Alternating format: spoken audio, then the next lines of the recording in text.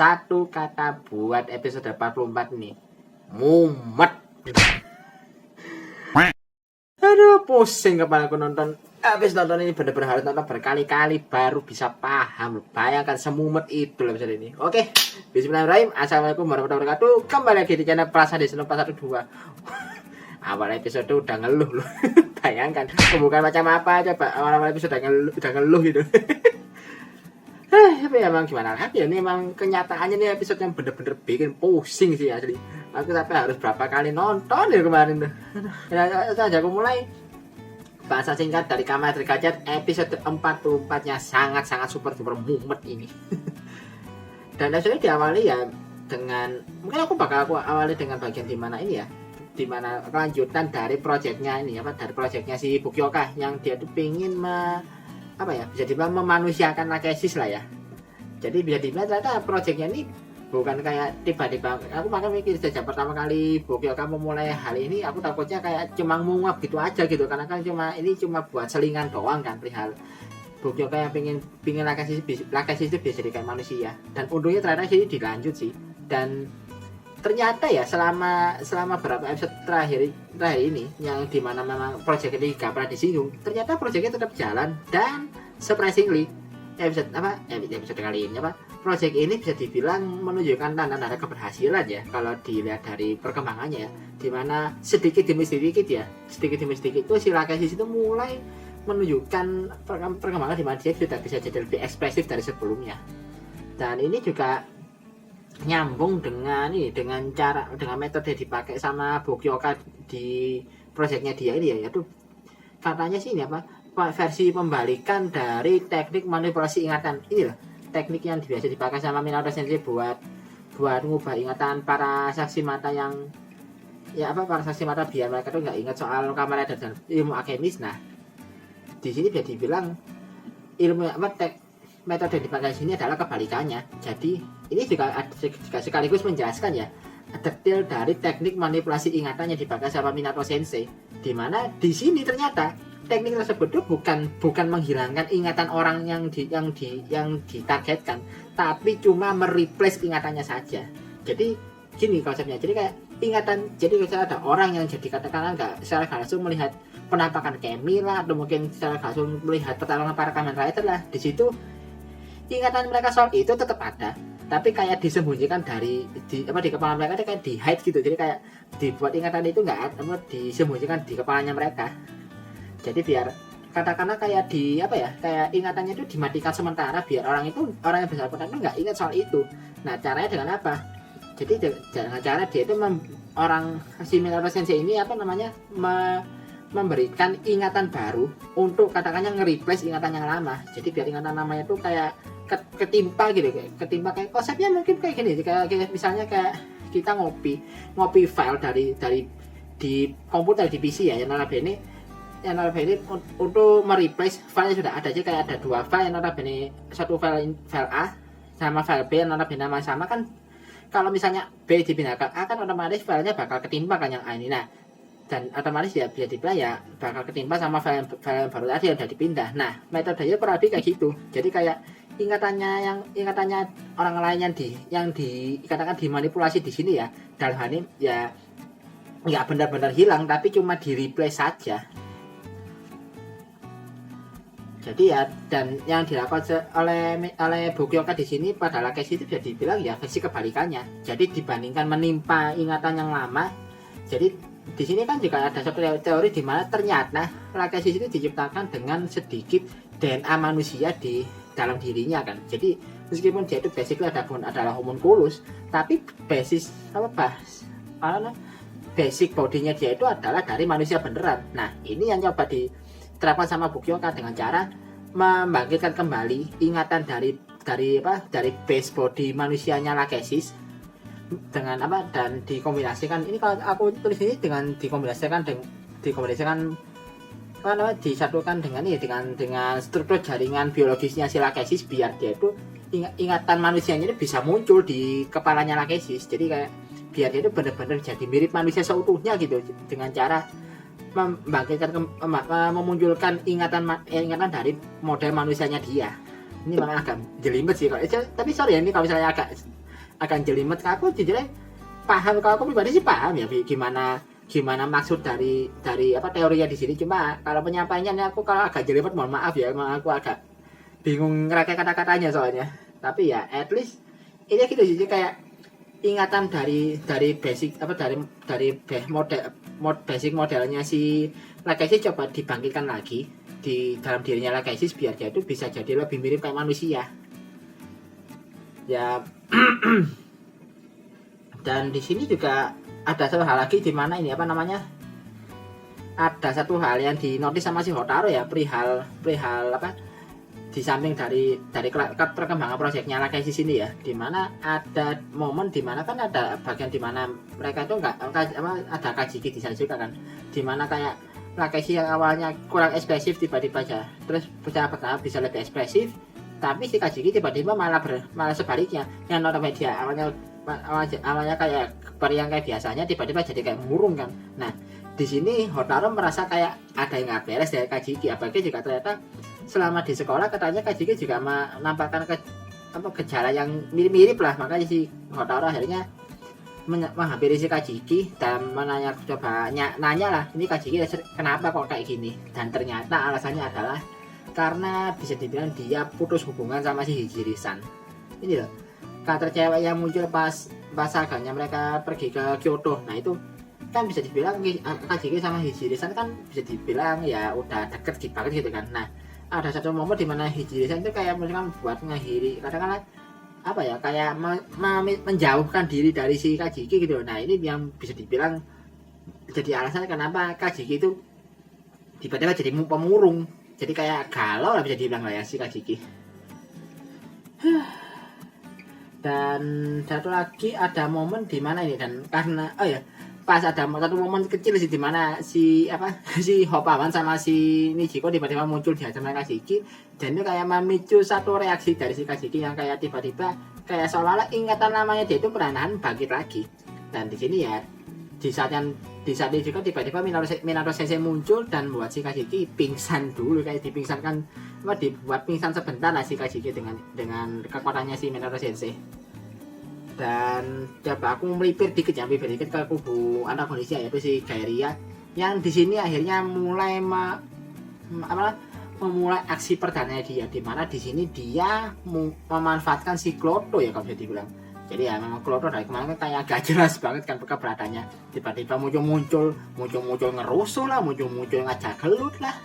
Di sini akhirnya si Kloto sama si Gairia itu dalam tanda kutip ditolong sama si Gairia biar kekuatan biar sisi bosnya dia itu dihilangkan gitu. Jadi karena memang menurut si Kloto itu kayak menurut si Gairia itu Kloto punya dikasih tugas lain enaknya, yaitu dengan cara ini, dia itu kalau di sini sih digambarkan kalau si Kloto itu bukan Kloto ya, si Gairia ya, dia itu mengubah kembali orang-orang yang dulunya pernah jadi Malcolm menjadi Malcolm lagi, tapi tanpa adanya Kemi. Ini yang aku cukup kaget sih di bagian ini, karena kalau menurut penjelasan si Kloto sih katanya orang-orang yang pernah berubah jadi Kemi itu ternyata masih punya sedikit bagian dari Kemi tersebut di dalam dirinya dia. Jadi asalkan bagian kecil ini di-trigger sedikit aja, orang itu bisa diubah jadi Malcolm lagi meskipun gak ada Keminya. Ini agak ngeri sih. Jadi kayak semua orang di sini yang pernah diubah jadi Malcolm itu bisa diubah jadi Malcolm lagi loh. Ngeri sih. Dan kali ini yang diubah jadi Malcolm ini adalah orang yang kalau nggak salah dulu itu ini salah satu masa mingguannya Gajar juga sih di awal-awal serial tayang, yang pas ada episode di mana munculnya si Mariner Malcolm itu loh ya, Malcolm dari Kemi di Mariner. Nah dia muncul lagi di sini dan diubah jadi Malcolm yang sama, dan dia mulai lagi aksinya yang dia suka nyulik cewek itu loh. Nah dia mulai lagi di sini, dan kali ini dia itu juga tetap ngincar si Rine pada akhirnya. Rine itu diincar lagi, tapi ya kalau dulu kan Rine nggak bisa ngelawan karena dia memang cuma manusia biasa kan. Nah karena sekarang dia jadi Kamada Masih itu dia bisa ngajak perlawanan di sini, dan menurutku sih ya ini battlenya memang jarang, tapi sekali ada cukup menarik sih ya. Bagi pas battle di terakhir ya pas antara si Rainbow Gajah sama Magedo lawan Golem sama si Jungle lagi sama si Mariner Malcolm. Ini cukup menarik sih pertarungannya. Dan tapi melipir sedikit ya tadi kan perihal untuk kubu antagonis ya yaitu soal si siapa si Gurion. Ini Gurion juga kayaknya masa bodoh juga sih kayaknya kalau menurutku pribadi ya. Kalau gue sih Gurion kayak masa bodoh lah dengan rencananya si Gary ya, karena dia memang sudah punya rencana sendiri kan di sini. Apalagi jika di sini diperlihatkan loh kalau ternyata apa namanya rencana Gurion buat menciptakan Dreadwooper udah benar-benar hampir rampung loh di sini. Bahkan Dreadwooper yang ditampilkan di episode ini mirip loh sama yang nanti bakal muncul di movie-nya Gachar. Bener-bener mirip. Yang Dreadwooper-nya warnanya hitam merah itu loh yang bakal muncul di movie apa Kamen Rider Gachar The Future Daybreak. Nah itu muncul di sini cuma belum ada aksinya aja. Jadi kayak cuma dibilangkan ini kayak pasukannya udah jadi tapi belum bertarung gitu. Cuma dibilangkan bentuk jarinya doang. Dan oh ya, kelanjutan dari nasibnya dari si Kajiki tadi ya. Ternyata di sini dijelaskan ya kalau kenapa kok ingatan namanya Kajiki bisa tiba-tiba muncul lagi. Ini terjadi karena Kajiki itu kan karena Kajiki itu bisa dibilang terlalu sering diubah ingatannya sama Minato Sensei. Jadi ya ini memang sudah jadi role-nya persatuan alkemis kan. Jadi buat katakanlah biar keberadaan ilmu alkemis ini bisa dirahasiakan dari masyarakat umum lah. Nah, masalahnya di sini Kajiki itu udah terlalu sering dimanipulasi ingatannya. Jadi kayak karena dia itu udah keseringan banget diubah ingatannya, akhirnya kayak ingatan namanya jadi kayak apa memorinya si Kajiki itu jadi terganggu dan makanya itu mengakibatkan si mengakibatkan ingatan namanya dia itu malah muncul lagi. Dan itu kayak apa ya jadi ngasih efek yang cukup ngeri sih dia dibilang, karena si Kajiki kan kepalanya jadi sering sakit kan di sini. Tapi dan di sini ya sebenarnya ada solusi yang dikasih sama si Spander sih, dimana dia itu ngasih solusi buat kenapa nggak ingatannya Kajiki diangkat aja gitu loh, diangkat aja secara permanen biar dia itu nggak biar dia itu nggak kenapa-napa, biar masalahnya cepat selesai gitu.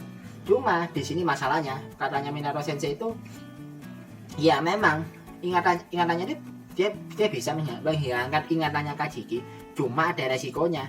Dan ini resikonya malah ada hubungannya dengan Kajiki yang terlalu sering diubah ingatannya tadi itu. Jadi resikonya ya bisa dibilang udah dijelaskan secara gamblang sih gimana apa resikonya bakal kayak gimana. Cuma ya dijelaskan kalau memang resikonya memang punya resiko besar kalau ingatannya Kajiki mau dihapus. Dan ya di sini sebenarnya sih kalau Hotaru sih pinginnya Hotaru yaitu ya kenapa nggak ingatannya Kajiki yang dulu dibalikin lagi aja gitu. Jadi kayak ingatan namanya dia yang sudah di replace itu dibalikin lagi biar Kajiki itu ingat semuanya lagi gitu loh. Cuma ya di sini ya jelas-jelas tindakannya Hotaru ini ya menyalahi aturan kan, karena kan keinginannya Hotaru untuk mengembalikan ingatan namanya Kajiki ini ya jelas bertentangan dengan aturannya dari persatuan alkemis. Dan itu juga yang mengakibatkan ya bisa dibilang ada momen di mana Hotaru sama Spander di ini mulai berselisih paham lah bisa dibilang, di mana Hotaru itu pingin ya kayak percaya paham dari yang kemarin-kemarin lah perihal Hotaru yang pingin apa keinginannya Hotaru yang ingin manusia dan alkemis bisa bertanding kan senibat ditentang sama si Spander kan, karena Mas Spander itu merasa kalau keinginannya Hotaru itu ada konsekuensinya yang nggak main-main gitu loh. Pas di sisi lainnya si Hijiri-san ternyata kan kenapa kok dia itu terungkap juga kenapa kok dia tiba-tiba kayak pengen menjauh dari si Kajiki. Ternyata hal yang sama itu juga terjadi pada si Hijiri-san, dimana ingatan namanya dia itu perlahan balik lagi. Dan itu terjadi setelah ini bagian dimana si Hijiri-san itu resign dari pekerjaannya dia ya, karena ternyata masa lalunya dia yang dimana kakaknya ini koreksi ya, yang kemarin itu bukan mantan tapi kakaknya. Ini aku kemarin salah ngomong, sorry, pas di bahasan episode sebelumnya. Yang bagian kakaknya yang ternyata jadi pelaku aksi pembakaran itu ternyata bocor ke publik. Jadi kayak perihal kakaknya rahasianya Hijiri-san itu kebongkar, dan ini itu membuat orang-orang sekitarnya itu kayak naruh sentimen negatif ke dia gitu. Jadi kayak ya gimana ya, ini kayak sudah jadi rahasia umum kayak kalau misalnya ada orang yang notabene itu anggota keluarga atau kerabatnya itu terlibat kasus kriminal, biasanya nama keluarganya juga bakal jelek kan. entah itu ya gak cuma namanya si pelaku yang jelek, tapi keluarga juga ikut terseret gitu. Jadi meskipun keluarganya nggak salah, tapi ya nama mereka juga ikut jelek karena ya ada anggota keluarganya jadi pelaku kriminal. Nah ini yang terjadi sama si Hijiri sana kayak gitu keadaannya sekarang, karena kakaknya ada seorang kriminal. Di sini ya akhirnya orang-orang jadi kayak naruh sentimen negatif ke dia gitu, kayak ya cuma kayak dijulit, akhirnya dia kayak dijulitin banget lah sama rekan kerjanya dia. Dan karena dia merasa gak nyaman, akhirnya dia resign di situ. Meskipun ya sama bosnya ya sebenarnya dia nggak mau, dia nggak mau bosnya nggak mau dia resign, cuma ya karena dia takutnya itu lingkungan kerjanya jadi nggak enak ya, akhirnya dia akhirnya buat resign biar lebih kondusif aja gitu loh. Ini agak kasihan sih jujur aja, dan aku lihat Hijiri jujur kasihan sih sekarang. Dan momen ini ya malah membuat kayak katakanlah ingatan namanya dia itu juga mulai bangkit lagi, sama kayak kasusnya Kajiki tadi. Dan buat masingkan hal ini, makanya kan si Hijiri akhirnya berangkat ke Tokyo buat nemuin si Kajiki, buat mastiin ingatan yang tiba-tiba muncul di kepala ini bener atau enggak. Dan di sisi lain juga si Kajiki juga ini aku bahas dikit aja soal battle-nya, karena battle-nya kan cuma dikit. Ini jujur episode kali ini battle-nya dikit loh, cuma dua kali kalau salah, yang battle antara si Kamadama Majedo lawan Kroto Rebis sama yang pertarungan yang yang lawan Marinir Amalgam tadi, kan bener-bener dikit banget sih. Jadi aku nggak terlalu bisa banyak dibahas soal battle-nya karena memang bener-bener singkat banget battle-nya. Cuma ada satu sih yang menurutku menarik, karena akhirnya di sini muncul lagi varian Gajar Brothers, yaitu si Gajar Venomariner kalau nggak salah ya. Ini muncul di sini varian Gajar Brothers-nya. Jadi ya singkatnya ya dengan battle-nya itu ya udah duonya Gajar sama Majedo berhasil mengalahkan si Marinir Amalgam sama si Golem yang bareng sama si Kroto, udah beres. Jadi memang battle-nya gak terlalu banyak bisa dibahas karena memang terlalu banyak teori dijejalkan sampai gak ada screen time yang pas buat masukin battle scene-nya gitu loh.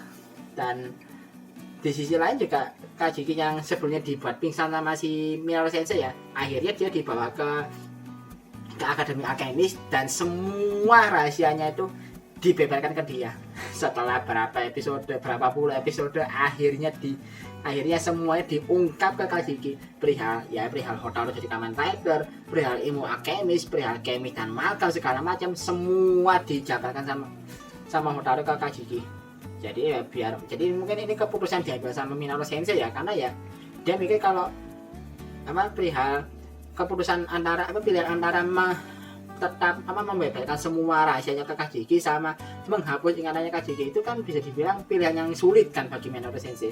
Tapi di sini sepertinya Minoru Sensei itu memutuskan buat ya udah dibeberkan aja semua ke si Kajiki biar hitungannya lebih biar gak ada rahasia-rahasia lagi. Mungkin ini juga ada hubungannya dengan tujuannya Minoru Sensei yang pingin katakanlah merombak persatuan alkemis ini dari dalam. Jadi ya caranya dia mungkin awal dari rencana dia ya di sini dengan cara membeberkan semuanya ke Kajiki yang notabene adalah orang biasa.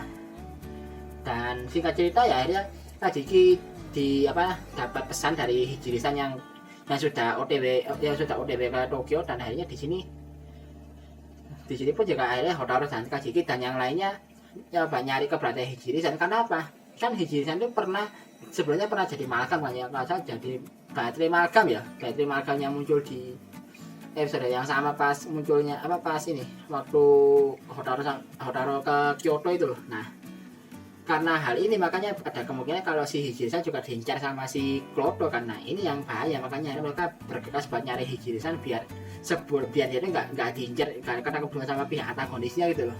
Disingkatnya sini ya ini si Kajiki ketemu sama Hijiri-san, belum sempat mereka katakanlah bertemu secara langsung, tiba-tiba muncul seseorang yang katakanlah nyekap si Hijiri-san, dan orang ini namanya ya Buki Koichi ya saya, yang sebelumnya itu dia pernah jadi Jungle Malgam, Malgam dari Jungle Chan itu loh. Nah, dia ternyata juga muncul lagi di sini dan diubah juga jadi Malgam sama si Kroto dengan metode yang tadi yang bisa mengubah orang jadi Malgam tanpa perlu keadaan Kemi itu loh. Ya udah di sini akhirnya terjadi pertarungan antara Hotaru sama Rine melawan si Jungle Malgam dan langsung bersambung episodenya. Jadi pas bagian tepat setelah si Hotaro sama Hotaro sama Rine berubah jadi Fire dan juga Maje itu langsung bersambung episode dari sini.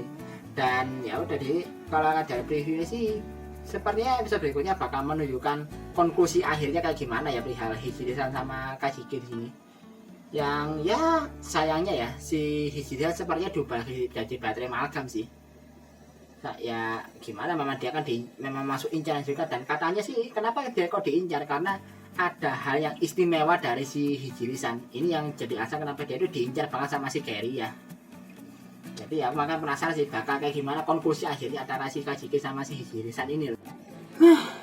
Aku rasa mungkin gitu aja kayak yang bisa aku bahas. Ini jujur aja aku gak bisa, aku bingung sih mau jelasnya gimana karena bener-bener jelimet sih ini juga. Jujur aja apa kali ini bener-bener bikin pusing secara ini apa aku paham kayak gimana ceritanya, cuma bingung jelasinnya kayak gimana. Aku makanya ini kalau aku mau jelaskan lagi panjang lebar aku ini bakal jadi panjang nih episodenya. Jadi ya mungkin ya kalau misalnya ada yang kurang ya mau ada yang kurang, aku mungkin ada yang kurang aku jelasin atau mungkin ada yang keliru ya kayak biasanya di apa tulis di kolom komentar aja. Aku jujur udah mulai agak pusing ini karena aduh aku benar-benar agak kurang karena nonton ini kemarin tuh. Jadi ya udahlah, sekian dulu dari video kali ini.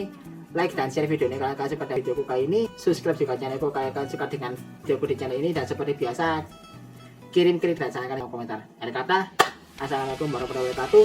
Salam dari Kandani 412. Aduh pusing.